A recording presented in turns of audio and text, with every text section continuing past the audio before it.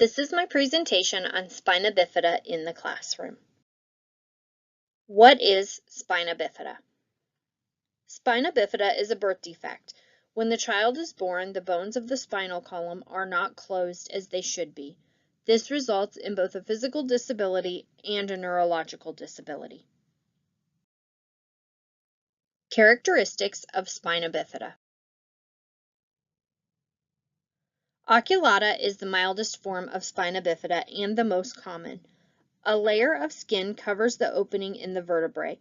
10 to 20% of the population have this form of spina bifida, and it does not cause difficulties or have symptoms.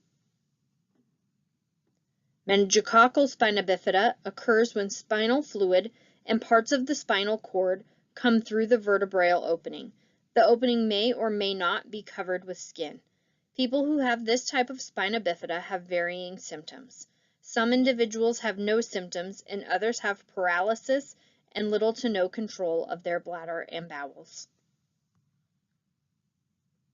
Myelomeningococcal spina bifida is the most severe form and occurs when the spinal cord and neural elements are exposed through an opening in the spine.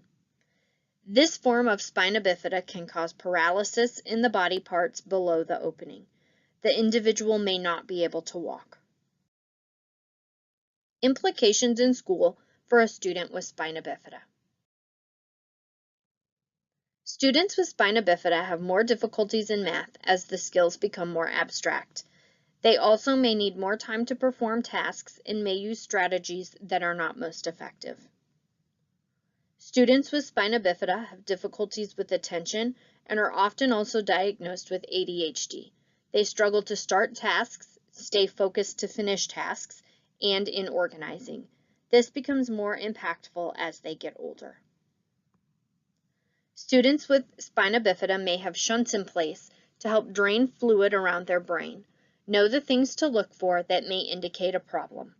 These include headache, nausea, vomiting, and deterioration in mental and physical abilities.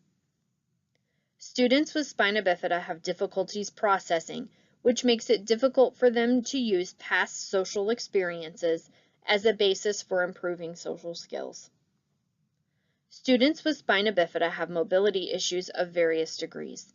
They may use wheelchairs, walkers, braces, or other assistive devices to maintain mobility.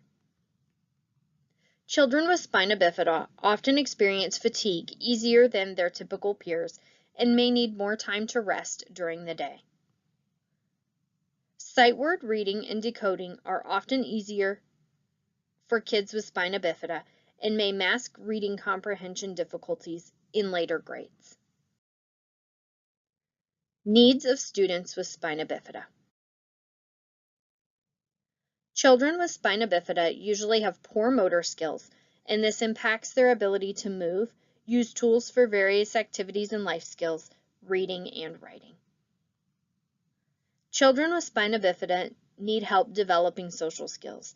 The areas of need include how to start a conversation, how to listen, how to make and keep friends, how to work and interact with groups, how to talk about spina bifida with peers. Students with spina bifida may need more time to travel between classes. They may need help getting materials from place to place as well.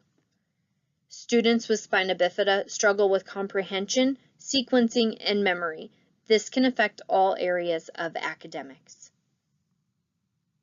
Students with spina bifida may have difficulties with bladder and bowel function. They can get urinary tract infections easily, so it is suggested that they be on a structured plan for toileting to help prevent this and to also allow them dignity among peers and independence. Students with spina bifida need extra supervision during physical activities. Consult with the student's parents to determine which activities are appropriate and which are not. Helpful tips for teachers.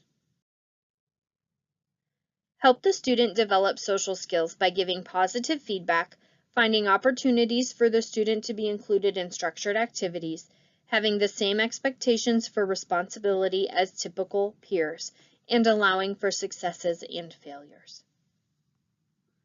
Communication is critical.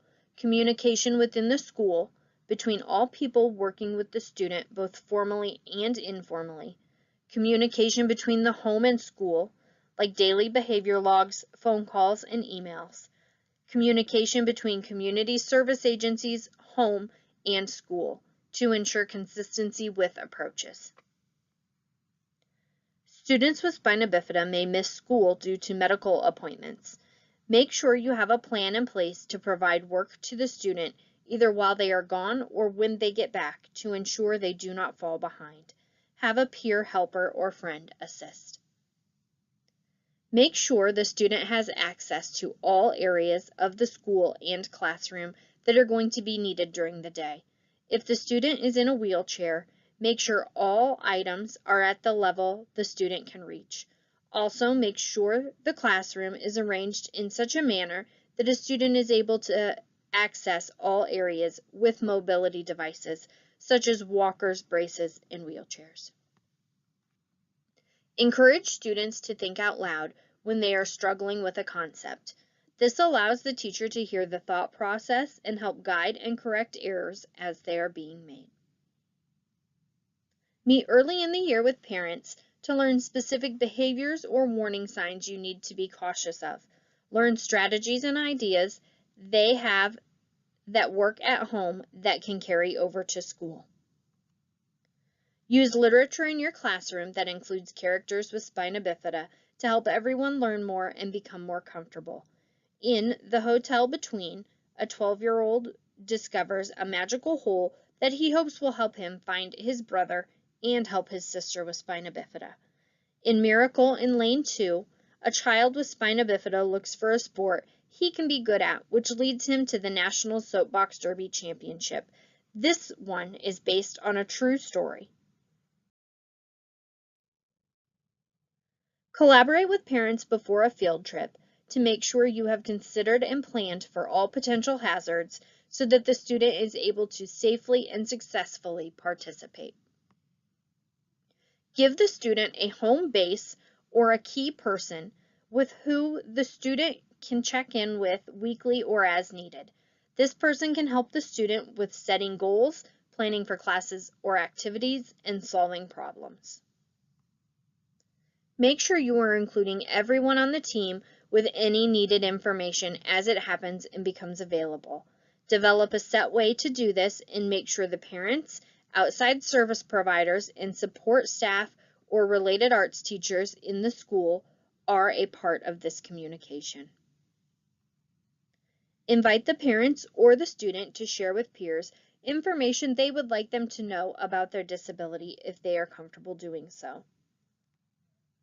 Provide alternative activities at recess that can include everyone, coloring, bubble blowing, a buddy bench for talking, and pay attention to make sure the student is being included.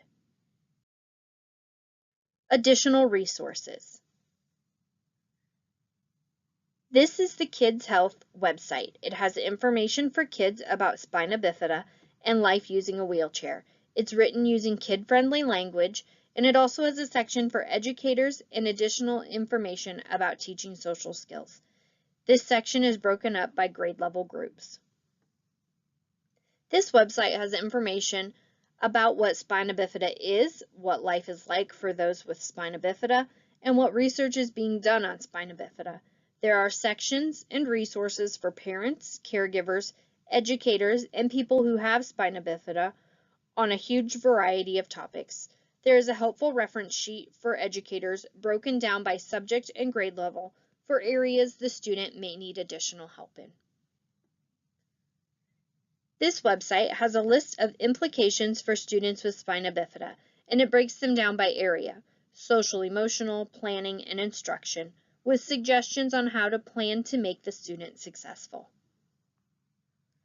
This is the Center for Disease Control and Prevention website. It offers suggestions for health and safety of students with spina bifida in various stages of life: infancy, toddler, preschool, school age. It also has links to other resources for supports for families.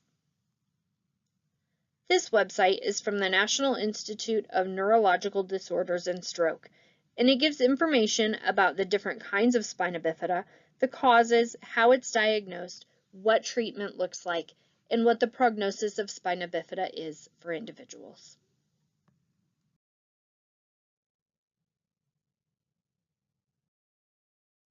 Thank you for watching.